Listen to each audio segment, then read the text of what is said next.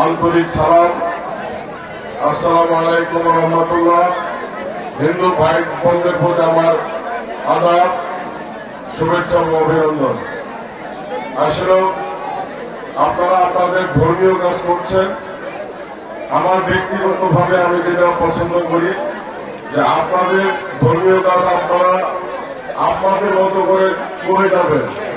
এইখানে যেন আমরা মুসলমান না বাধা হয়ে না দাঁড়াই, এক নম্বর কথা। আর দায়িত্বশীল হিসাবে, রাজনীতিবিদ হিসাবে, নেতা হিসেবে আমাদের সকল দলের দায়িত্ব এবং কর্তব্য হচ্ছে আপনাদের পূজা, আপনাদের ধর্মীয় অনুষ্ঠান, আপনাদের জীবনযাপনকে নিরাপত্তা দেওয়া। এটা হচ্ছে আমাদের দায়িত্ব এবং কর্তব্য। আপনারা জানেন যে জুলাই বিপ্লবের পরে বাংলাদেশের যে অবস্থা বিরাজ করছে, অনেক ক্ষেত্রে বাংলাদেশকে আন্তর্জাতিকভাবে ষড়যন্ত্র করা হচ্ছে, নানানভাবে তুলে ধরা হচ্ছে যে আমাদের বাংলাদেশে আমাদের সনাতনী ভাইয়েরা নির্যাতিত হচ্ছে, নিপীড়িত হচ্ছে, বঞ্চিত হচ্ছে।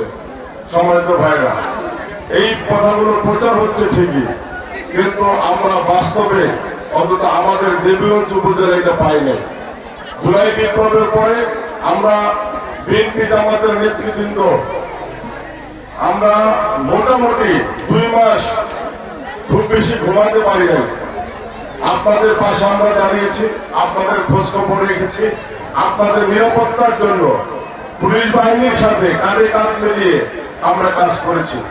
সম্মানিত উপস্থিতি, আপনারা আপনাদের ধর্মীয় কাজ, আপনাদের নাগরিক দায়িত্ব নিরাপত্তার সাথে পালন করবেন। এটা যেমন আমাদের রাষ্ট্রীয় দায়িত্ব, এটা আমাদের দলীয় দায়িত্ব। এবং আমরা যারা মুসলমান এখানে আছে, আমাদের ইসলাম ধর্ম কি বলে?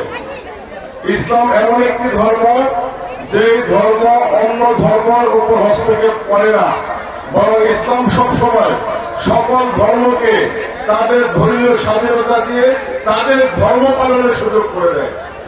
এই জন্য যারা সত্যিকার মুসলিম তারা কখনো অমুসলিমদের গায়ে হাত তুলতে পারবে না, তাদের ধর্মীয় আচার অনুষ্ঠানে হামলা করতে পারবে না, তাদের গির্জা মন্দির হামলা করতে পারবে না। এবং জানবেন যে ইসলামের যে যুদ্ধনীতি আছে, সেই যুদ্ধনীতিতে বলা আছে যে মুসলমানরা যখন যুদ্ধ করতে যাবে, অমুসলিমের সাথে যুদ্ধ যদি হয়, সেই যুদ্ধে যারা অমুসলিমদের পক্ষ থেকে ধর্মগুরু থাকবে, আল্লাহ রাসূল বলছে তাদেরকে হত্যা করা যাবে না।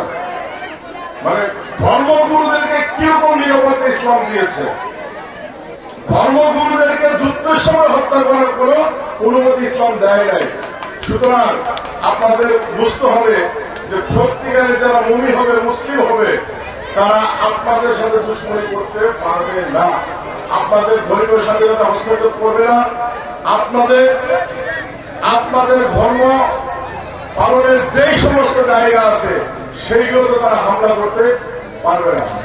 আল্লাহ কোরআন, আল্লাহ তাআলা নিজে বলেছেন যে তোমরা ওদের দেব দেবীদেরকে গালি দিও না। তোমরা যদি ওদের দেব দেবীদেরকে গালি দাও, তাদের মনের অজান্তে ওরা তোমার আল্লাহকে গালি দিবে।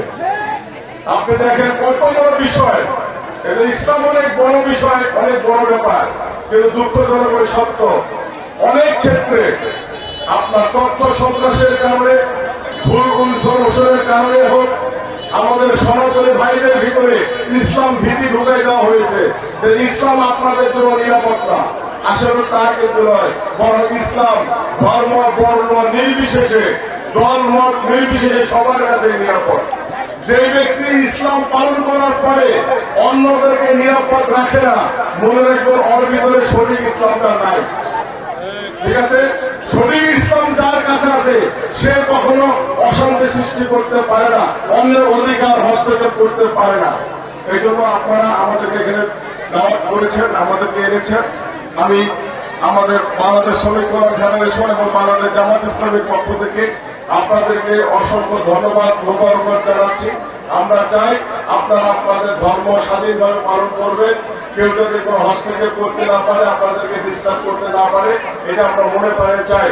আর আপনারা যদি চলার পথে, শুধু ধর্ম কর্মের ক্ষেত্রে না, জেনারেলি আপনাদের সংসার পরিচালনার ক্ষেত্রে চলার পথে যদি কোন ব্যাপারে নিজেদেরকে হুমকি মনে করেন, কেউ যদি আপনাদেরকে ডিস্টার্ব করে, আপনাদের সে জুলুম নির্যাতনের দিকে নিয়ে যায়, সেটাও আপনারা আমাদেরকে অবহিত করবেন। আমরা আপনাদের পাশে দাঁড়াবো।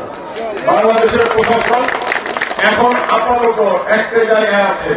জুলাই বিপ্লবের পরে অনেক ক্ষেত্রে তারা নিষ্ক্রিয় হয়ে গিয়েছিল, কিন্তু এখন কিন্তু প্রশাসন নিষ্ক্রিয় না, এখন প্রশাসন পুরোপুরি সক্রিয় আছে।